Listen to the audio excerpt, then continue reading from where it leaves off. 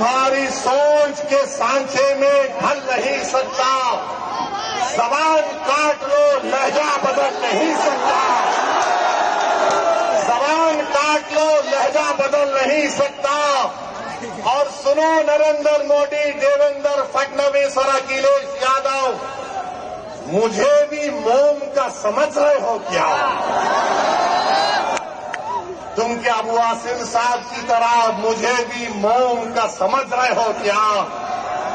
तुम्हारी लौ से ये लोहा पिघल नहीं सकता। तो मेरे अजीज दोस्तों और बुजुर्गों, अब आएंगे समाजवादी के लोग, उत्तर प्रदेश से भी आएंगे और आकर सिर्फ एक ही का नाम लेंगे, दूल्हे भाई आकर ये बोलकर गए थे।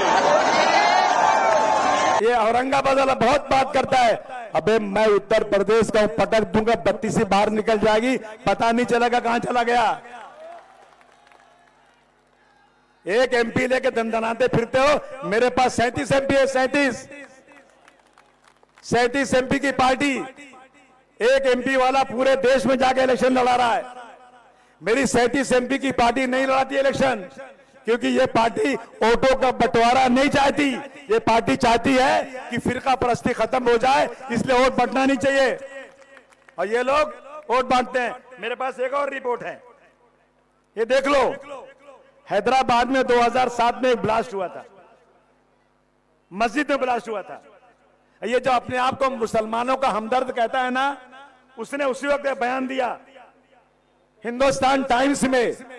जैसे ब्लास्ट हुआ उसमें कुछ 10-15 लोग शहीद हो गए, तो इसका बयान आया कि वहां पर जो ब्लास्ट हुआ है ना, इसमें मोहम्मद शाहिद और बिलाल का हाथ है। किसका हाथ है? मुसलमानों का हाथ है। किसने कहा? जो अपने आप को मुसलमानों का बहुत बड़ा रहनुमा कहलाता है, उसने कहा कि मुसलमानों का हाथ है। कोई पकड़ा नहीं गया था, कोई इंक्वायरी नहीं हुई थी, कोई मुकदमा नहीं बना था, वो पहले ही बोल दिया मुसलमानों का हाथ है, और अपने आप को मुसलमानों को रहनुमा बोलता है। और जब इंक्वायरी हुई, सब कुछ हुआ, तो मालूम हुआ हैदराबाद के ब्लास्ट में अभिनव भारत का हाथ है, जो आरएसएस की विंग है। ये बात करते हैं। इसलिए दोस्तों, हम आपसे कहना चाहते हैं, जहां जहां हिंदुस्तान में मुस्लिम लीडरशिप है, ये उस लीडरशिप को खत्म करना चाहते हैं।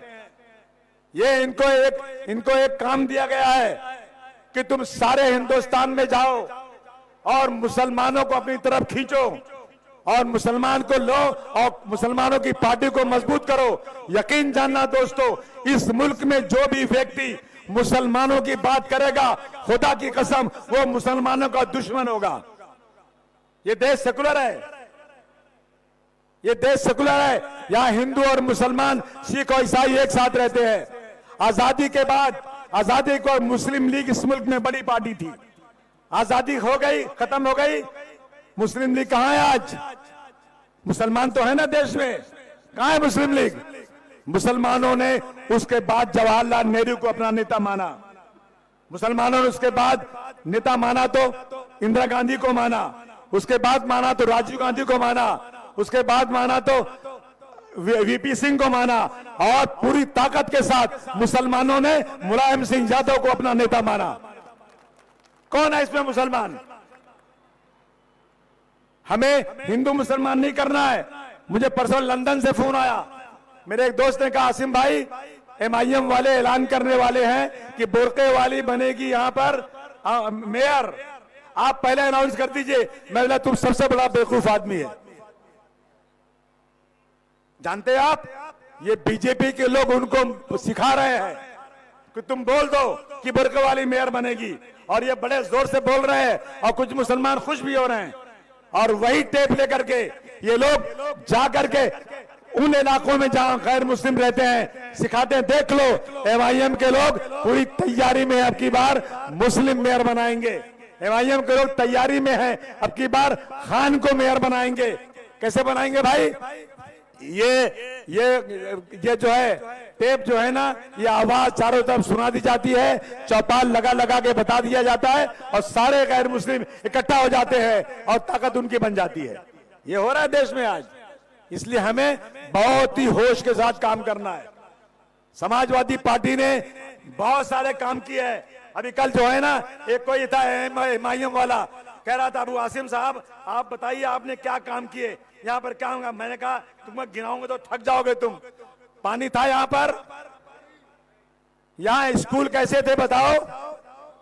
नमाज का वक्त तय होता है, अगर सुबह 6:40 पे फजर की नमाज है, अगर मैं 8 बजे पढ़ूंगा तो मेरी नमाज सही नहीं होगी। सही है कि नहीं बोलिए। जोहर की नमाज 1:30 बजे पढ़ना है, अगर 4 बजे पढ़ूंगा तो नमाज होगी। मगरिब की नमाज पढ़ना है 6:15 बजे, अगर मैं 9 बजे पढ़ूं तो होगी। उन बच्चों ने नमाज पढ़ लिया, सांप्रदायिक ताकतों को बुलाकर उन बच्चों को मारा गया, माफी मंगाई गई, कान पकड़ के उठा बैठा गया।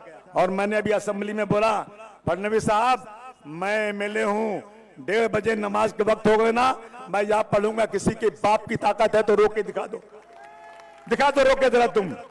ये क्या, ये देश 1947 में जब आजादी हुई थी, हम पाकिस्तान नहीं गए थे, हमने पाकिस्तान मुर्दाबाद बोला था और हिंदुस्तान जिंदाबाद बोला था। हमें भारतवर्ष के संविधान ने पूरा हक दिया हुआ है कि हम अपने पैसे से मस्जिद बना सकते हैं, अपनी नमाज पढ़ सकते हैं। यहाँ का मंत्री बोलता है सर कि कुरान शरीफ पढ़ना है तो पाकिस्तान में जाके पढ़ो, बोलता है ना। अबू आसिम को ताकत दे दो, ऐसी बढ़ती हुई जबानों को नहीं काट दिया तो अपने बाप की औलाद नहीं।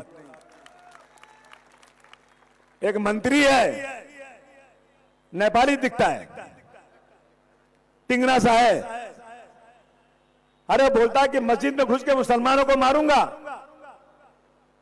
क्या हम हिजड़े हैं, क्या मारेगा तू? इतनी ताकत तेरी है, पुलिस को हटा दे और आप मस्जिद में घुस के देख ले क्या हालत तेरी होती है। आज तक पूरे हिंदुस्तान में किसी मुसलमान ने यह कहा क्या कि मैं मंदिर में घुसकर कुछ करूंगा?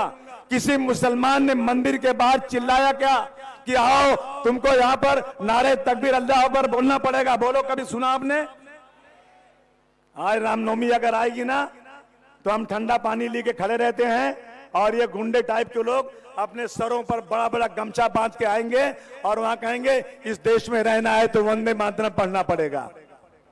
भैया मत करो ऐसा। मस्जिद की अजान हो रही है तो मुअज्जिन को बोलेंगे अजान बंद कर दे, मस्जिद के गुंबद पर चढ़ जाएंगे और गेरुआ झंडा लगा लेंगे। इसी महाराष्ट्र में गुंबद पर चढ़ के बड़ा हथौड़ा लेके तोड़ रहा है, अपनी आंखों से हम देख रहे हैं।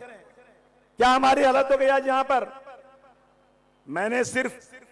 मैंने धर्मेंद्र भाई सिर्फ किसी के पूछने पर मैंने ये कह दिया कि औरंगजेब रहमतुल्लाह के जमाने में हिंदुस्तान में पूरी दुनिया की दौलत का 1/4 हिंदुस्तान में था, जो लिखा हुआ है हिस्ट्री में। सबसे अमीर मुल्क हमारा दुनिया का था, $1 का $33 होता था, हर घर में सोना था, हमारा एक्सपोर्ट दुनिया में सबसे ज्यादा था, हमारी सारात बर्मा और अफगानिस्तान तक थी। तो क्या मैंने गलत बोल दिया? एकनाथ शिंदे ने पूरा हाउस रोक करके आधा घंटा चिल्लाया कि अबू आसिम को सस्पेंड करो, अबू आसिम देशद्रोही है। सुना था कि नहीं सुना था आप लोगों ने? और उसी का उम्मीदवार मेरे यहां वोट मांगने आया है। और राम जी, क्या नाम था उनका? रामगिरी महाराज। मुझे बताओ हिंदू भाइयों, अगर कोई देवी देवता को गाली दे तो आपका खून खौलेगा कि नहीं? शिवाजी महाराज की मां के नाम जेम्स लेन ने एक नावल लिख दिया, वो नावल पूना की लाइब्रेरी में आई, पूरी लाइब्रेरी जला दी गई। हम बहुत खुश हुए। और आर पाटिल साहब होम मिनिस्टर थे, उन्होंने कहा कि मैं जेम्स लेन को अमेरिका से लाऊंगा, मुकदमा चलाऊंगा। हमने तालियां बजाई। रामगिरी महाराज ने रसूलुल्लाह के तौहीन किया, उनके बारे में गलत बातें बोला। और एकनाथ शिंदे साहब ने कहा कि रामगिरी महाराज तुम्हारे साथ में खड़ा हूं, तुम्हारा बाल बांका नहीं होगा। बोलो मुसलमानों, हम कहते हैं कि दुनिया में जितने लोग हैं एहतराम के काबिल, दुनिया में जितने लोग हैं एहतराम के काबिल, मैं सबको मानता हूं मगर मुस्तफा के बाद। मैंने एक बिल लाया, प्राइवेट मेंबर बिल लाया, 10 बार मुख्यमंत्री को बोला कि आप एक बिल लाइए, अगर कोई देवी देवताओं को गाली दे, कोई जो है किसी बड़े नेता को, गांधी जी को, डॉक्टर अंबेडकर को या और किसी बड़े लोगों को इस तरह के गाली दे, अपमानित करे या रसूलुल्लाह को अपमानित करे, तो आप ऐसा कानून बनाइए कि 10 साल की उसको जेल होना चाहिए। 10 बार बोला जाकर के, हाउस में उठाया, बार बार नहीं सुना इन्होंने, तो मैंने एक प्राइवेट मेंबर बिल लाया और वो दाखिल हो गई है। और मैं सारे एमएलए से बोलूंगा इसको सपोर्ट करो, इंशाअल्लाह वो बिल पास हो जाएगी ना। किसी की मां की दूध नहीं पिलाया है रसूलुल्लाह के खिलाफ बोलने का। मुझे बताओ, आप लोग जितने खड़े हो यहां पर, तुम अपने जीते जी रसूलुल्लाह का अपमान बर्दाश्त कर सकते हो?